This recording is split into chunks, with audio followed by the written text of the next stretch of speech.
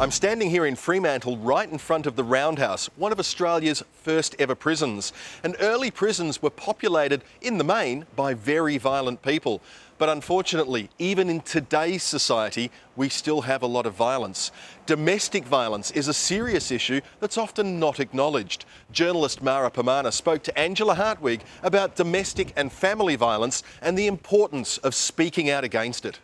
15 people have lost their lives as a result of domestic and family violence in the last year in WA.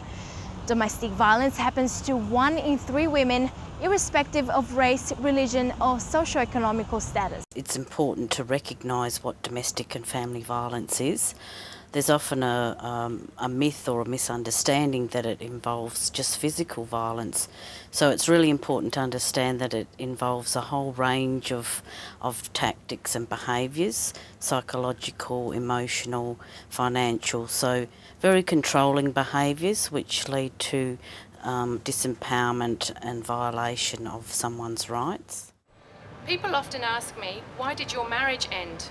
My reply is always, it just wasn't safe to stay anymore. Our beliefs about supporting violence need to be challenged. So, generally, even now people think it's still okay to use violence if they need to either get their way or they want to have power over someone.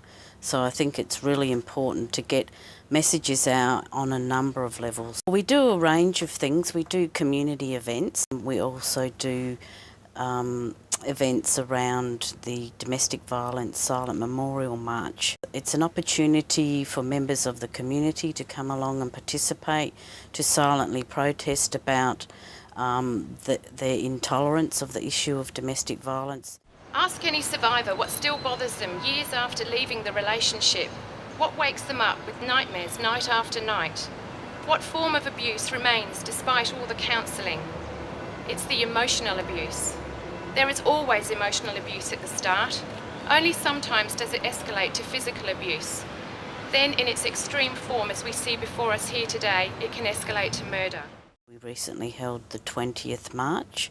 So for 20 years, this event has been highlighting, I suppose, what we see as the hard end of domestic violence, where people can lose their lives. So it's paying honour and respect to them, and also at the same time raising awareness around the issues and the impact of domestic and family violence. One death is too many, so we really try and look at early intervention and prevention. So community awareness raising is one way to do that, ensuring we have responsive services and programs for women and children when they contact us. Ring the Women's Council to talk it through, because I think it's really important to talk through what's happening for them. Often the forms of violence will intensify until their safety's at risk. So if they're starting to feel unsafe, it's a really good time to start checking in with the Women's Council, and we can put them in touch with a women's refuge or one of the domestic violence services out in the community who can work with them to develop, safety plans, strategies around how to best deal with the situation. Never stay in an unhealthy situation. We do always have choices, and there is always help out there. So in days gone by it was, we will stay for the children, and I think in hindsight that was done in good faith, but now that's probably the worst thing that you can do, because there are services, because there is help out there, and we know of many victims and survivors who can say it's the best thing they ever did was make that first step. There's a doorway there, and you can enter it at any time.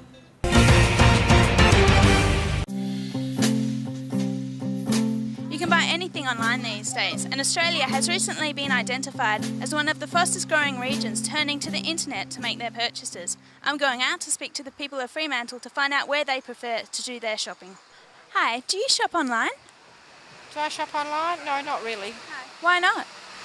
I don't really trust it. Do you shop online? Online, no. You know why? We don't know how to use it. So why do you like shopping in the shops? Because, it's more personal. I like it. Like to talk to the other people in the actual shops. Yeah, that's one-on-one. If I see something I like in the shops, I'll just usually go and buy it. But I mean, you kind of got to search, and then I have this white line fever where I want to find the best prices. So I spend hours online to try and find something better. Why do you shop online? For the convenience. Do you ever worry about security reasons when you shop online? Do you take any measures to protect your money? I just sort of verify that the company that I'm shopping with has sort of good shipping policies, etc. I sort of think it can be flawed. So there's too many smart cookies out there who know how to crack their computers. I do like to support local business where possible, but if prices are similar, then I'll buy local. But if there's a substantial saving online, then I'll go online. Saves me going into the shops and spending more money than I have. Why do you buy so much online? Because it's cheaper. Is there any other reason? It's easier to do as well. You can look for as long as you want, I guess. It's cheaper in the shops. It's probably more so that I shop online for stuff that I can't get in Australia. It's easier, I guess. It's more easier to just go in online and just buy stuff than to walk down in a shop.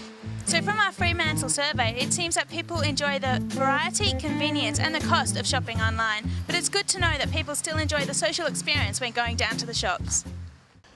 Finally, tonight, Christy Molliker investigates the operation to stop theft on building sites and name and shame those committing the crime. For many West Australians, building a house is a dream come true, the culmination of much saving and planning. But thanks to a new wave of crime, for some, that dream can become a real nightmare. Building site crime costs WA over $15 million a year. This includes vandalism and theft of just about anything and everything that is and isn't nailed down. In times gone by, this theft has caused serious delays, can add to the price of new homes and creates a huge paper trail when it comes to claiming on insurance. But thanks to an innovative initiative, things are getting much easier. This Australian First campaign, set up right here in WA, has been helping combat this devastating crime and making the investigation and the process a whole lot more streamlined. It's called the Name and Shame campaign. The campaign works when there's an incident on site. The builders will come to work and find that something's been stolen or damaged.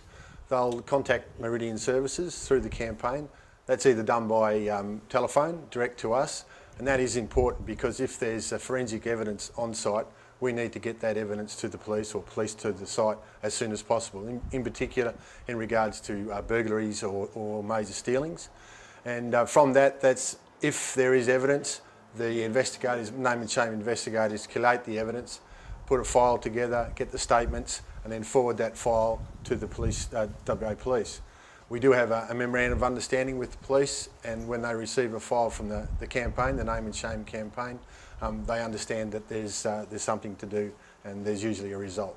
In particular, with regards to, there's been over 350 arrests, and from those arrests there's 845 charges, and a lot of that is unfortunately people within the industry, because it's a cultural thing. It has been a cultural thing where it's been accepted that you could borrow things from building sites, but that's no longer the case, and the builders understand, or the people working for the builders understand, that you're not allowed to steal from site.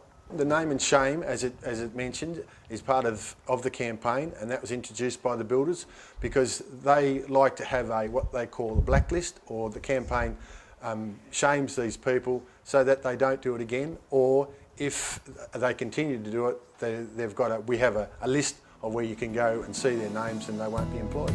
Mark Hogan is an upcoming developer who bought his block of land in Balga in late 2009. He enlisted the help of KZN Construction to build 3 units, but then some sticky fingers tried their best to make things a bit difficult. Builders are finding it most effective, with 70% of Western Australian building companies members of the scheme and funding it completely. Vince Rossi, MD of KZN Construction, is just one of its supporters. The Name and Shame campaign has helped because it's helped us administratively to capture individuals that have stolen materials and vandalised materials on site. It also helps us in retrospect to finding who the individuals are, and once they've been captured, their names are blacklisted So it helps us not to employ certain people on our building sites. So remember, if you see anything strange on a building site, whether it be theft or even illegal dumping, then you can do your part by calling 1300 2REWARD or by logging onto their website www.hianameandshame.com.au. And with $120,000 already given away in rewards, you could be in luck. Some of the stories we have for you next week. Fremantle MP Melissa Park tells us about her work campaigning against gene patents. We'll take a close look at the ongoing WikiLeaks saga and what it means for all Australians, and we'll chat to Perth's biggest loser, Alison Braun, about life after the show.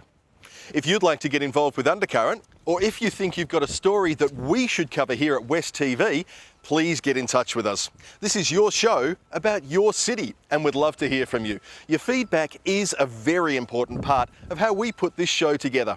Why not visit our website at wtvperth.com.au. We'll be back next week, and we'd love to have your company again. I'm Jason Jordan. Good night.